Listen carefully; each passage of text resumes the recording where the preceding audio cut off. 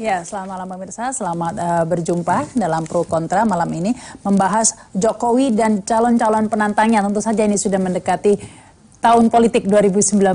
Ini tiga lembaga survei sudah merilis begitu hasil surveinya, dan hasilnya dianggap bahwa elektabilitas Jokowi ini mengkhawatirkan begitu. Ada yang menganggap seperti itu karena di bawah 50%. Kita akan membahasnya pemirsa bersama narasumber. Ini ada Pak Sirajuddin Abbas, Direktur SMRC. Selamat malam. Selamat malam. Ya, dan kemudian ada Pak Eko Sulistyo ya, Deputi 4 KSP Bidang Politik. Selamat malam. Selamat malam, Pak. Dan ada Pak Refrizal, anggota DPR RI PKS. Selamat malam. Malam. Assalamualaikum. Waalaikumsalam. Ya, tentunya saya ingin ke Pak Sirajuddin dulu ini ya, sudah. Pak. Ini dia bahkan SMRC merilis 38% begitu kan ya Pak ya? Tergantung pertanyaannya. Kalau pertanyaan terbuka tanpa daftar nama, Pak Jokowi 38,9, lalu Pak Prabowo di kisaran 12, Pak SBY kebayanya masih ada 3%, ke bawahnya lagi kurang dari 2%. Kalau pertanyaan semi terbuka, elektabilitas Pak Jokowi sudah mencapai 45 something. Tapi tetap di bawah 50% begitu kan Pak? Iya, lalu tapi jaraknya dengan yang nomor 2 juga jauh, hanya 31% Pak Prabowo, jadi jaraknya sekitar 26%. Ya, kalau calon lain kan memang belum dirilis Pak, penantangnya siapa belum tentu juga Pak Prabowo, mungkin juga muncul nama baru. Tapi yang penting dibandingkan lagi, itu sebetulnya dengan posisi Pak SBY di tahun 2007, 2 tahun menjelang pemilihan 2009. Posisi Pak SBY di 2007 itu masih di kisaran 27%. Ya, karena waktu itu, tapi setelah itu catch up ya Pak ya? Ya catch up, tetapi yang kita lihat adalah kecenderungan posisi elektabilitas Pak Jokowi 2 tahun sebelum pemilihan itu jauh lebih baik ketimbang posisi Pak SBY 2 tahun sebelum pemilihan. Kita ada tayangan ya, kita simak dulu ya pemirsa tayangan berikut ini.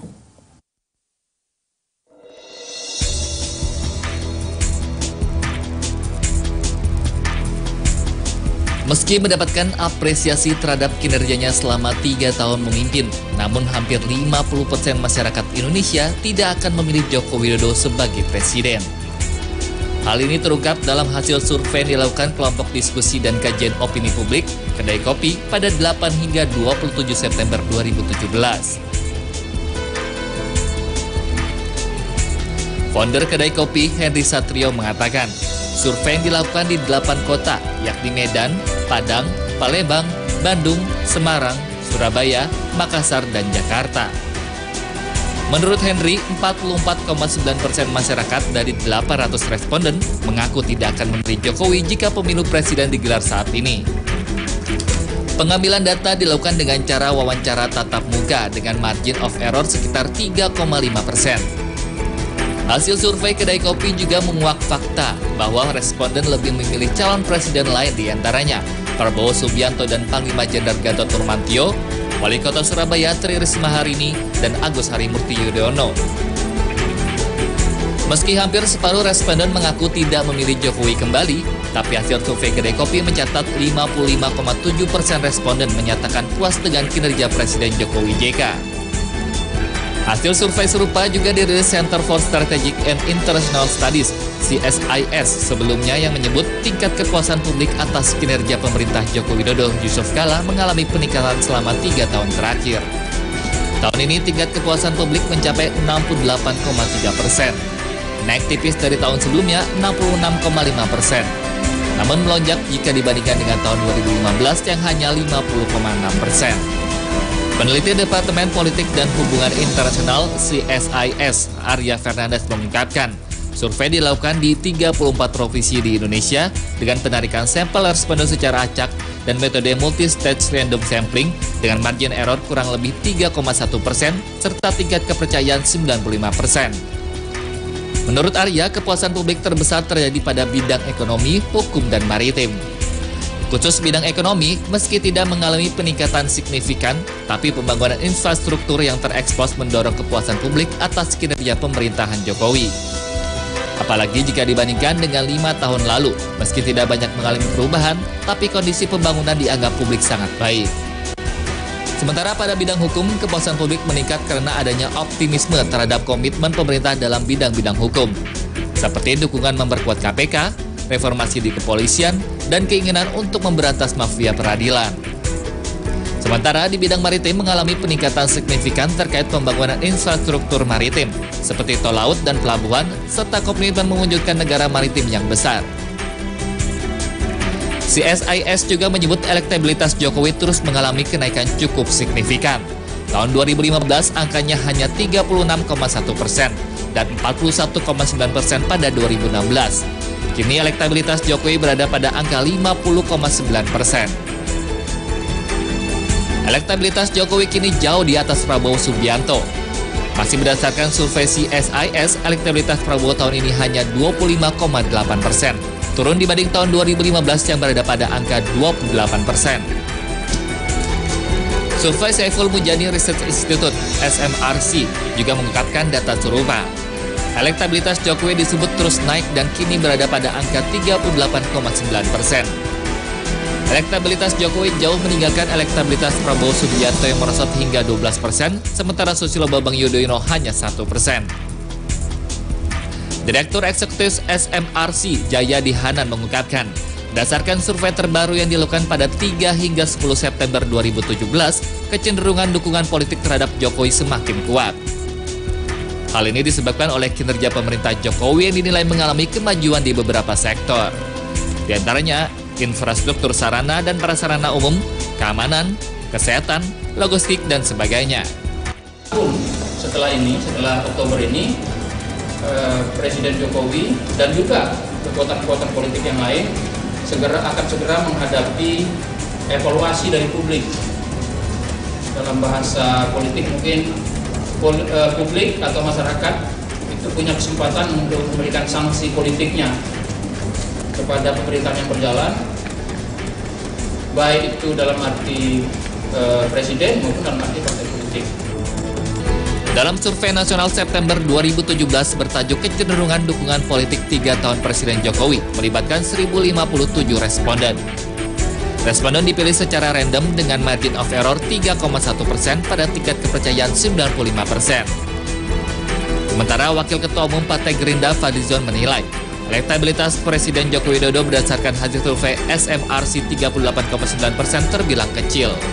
Apalagi sebagai petahana, Jokowi sudah memasuki tahun ketiga seharusnya bisa mencapai elektabilitas di atas 50%. Fadlizon mencontohkan pemimpin negara lain seperti Presiden Rusia Vladimir Putin dan Presiden Filipina Rodrigo Duterte. Angka elektabilitasnya di kisaran 70-80%.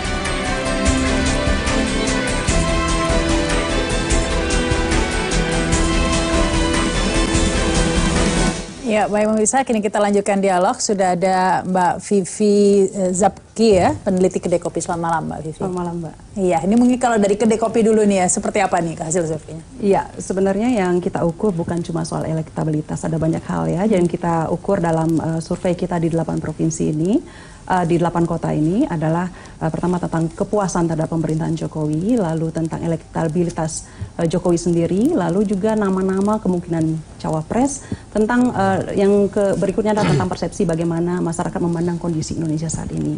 Tadi di bagian pertama sudah bicara soal elektabilitas, hasil yang kita dapat untuk survei kita adalah kita memberikan kepada responden kita itu pertanyaan semi tertutup. Jadi kita tanyakan pada pertanyaan tertutup, apakah mereka akan memilih Jokowi atau memilih calon selain Jokowi. Yang kita dapat adalah memilih Jokowi ada 44,9%, lalu ada 48,9% yang memilih selain Jokowi. Nah, di bagian berikutnya kita juga tanyakan apa yang mereka maksud atau selain Jokowi itu siapa. Ada beberapa nama yang muncul dari sana, ada nama Prabowo Subianto, lalu Gatot Nurmantio, Tri Risma Harini, Agus Harimurti Yudhoyono, dan beberapa nama lainnya. Tapi ada juga mungkin yang menarik didiskusikan adalah tentang ada juga masyarakat yang sebenarnya belum memutuskan, itu angkanya juga cukup banyak dibanding nama-nama tersebut. Kalau dilihat dari persentase yang menjawab lainnya, artinya mereka yang menjawab selain Jokowi, ada sekitar 45% yang belum memutuskan sebenarnya. Ini kan karena kita sejauh ini kan belum melihat figur lain yang akan maju pada pencalonan mendatang. Ini kan baru Jokowi yang sudah pasti. Yang lain kan kita belum ada namanya. Belum. Nah, kita masih menunggu sebetulnya barangkali. Ya memang masih cair. Kita ingat ketika Pilkada DKI ya memang Ahok selalu memimpin dalam berbagai survei ya, karena waktu itu memang belum ada calon lain gitu. Ya kita belum tahu. Kita sejauh ini karena belum mendengar nama lain, karena kita dari diskusi kita berarti nama yang sudah ada baru Jokowi, opsi yang ada baru sebatas itu. Iya, selain itu juga kepuasan. Bagaimana kepuasan? Ya, untuk kepuasan hasilnya cukup baik sebetulnya untuk Jokowi. Ada 55,7% masyarakat menyatakan puas untuk atas pemerintahan Jokowi JK. 43,3% tidak puas, sisanya tidak menjawab. Beberapa hal yang membuat mereka puas ini tentu saja pembangunan infrastruktur kan masif ya. Itu ada sekitar 32,7% yang menjawab puas. Lalu yang lainnya adalah bantuan-bantuan kesehatan, pendidikan yang diberikan oleh Jokowi. Lalu kinerja kabinet juga dianggap sebagai masyarakat itu baik. Yang lainnya layanan pemerintah dianggap lebih baik. Sementara untuk ketidakpuasan mereka mencatat persoalan-persoalan ekonomi umumnya. Di antaranya kebutuhan pokok, lalu pendapatan dianggap menurun. Lainnya adalah janji yang belum dipenuhi. Dan bantuan sosial dianggap belum merata. Kira-kira seperti itu perbandingannya. Kalau dari Pak Refriza melihat hasil survei ini, Pak Refriza, menurut Anda apakah ini menunjukkan bahwa memang ada peluang untuk calon-calon baru dari PKS mungkin? Siapa tahu ya Pak. Ya kalau peluang lah pasti ada ya. Tapi kalau pengalaman kami, partai pasti tidak akan memutuskan secepat mungkin. DKI aja kita last minute. Ya, tapi ada gambarannya sudah ada ya, gambar-gambarnya. Hari terakhir kita memutuskan. Sounding-soundingnya ada Gatot Nurmantio disebut begitu. Jadi survei ini memang penting. Kita senantiasa berkala membuat survei itu penting. Buat membuat suatu kebijakan, langkah-langkah itu sangat penting.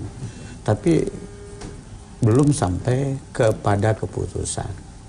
Ya, jadi kita harus ingat juga. Tapi keputusan tidak mendukung Jokowi sudah belum? Nah, kan saya bilang Jokowi ini kan belum tentu juga. Sekarang persentase berapa persen untuk jadi calon presiden? 20% ya. Kan harus dari pemilu yang kemarin. Kalau PDI sendiri kan nggak cukup. Nah, dia harus bergabung dengan partai lain. Kecuali MK memutuskan lain, nanti kita nggak tahu. Semuanya boleh maju. Ini karena persoalan-persoalan yang harus banyak yang harus masih kita tunggu gitu soalnya. Ini apalagi satu lagi kita masih menunggu pemilu kada tahun 2018. Ini sangat menentukan peta politik 2019. Pilkada ini DKI. Pertama daerah mana saya? Jawa Barat besar. Jawa ini besar semua. Jawa Barat, Jawa Tengah, Jawa Timur pilkada. Satu lagi Sumatera Utara. Itu sangat menentukan. Siapa nanti yang menang di sini?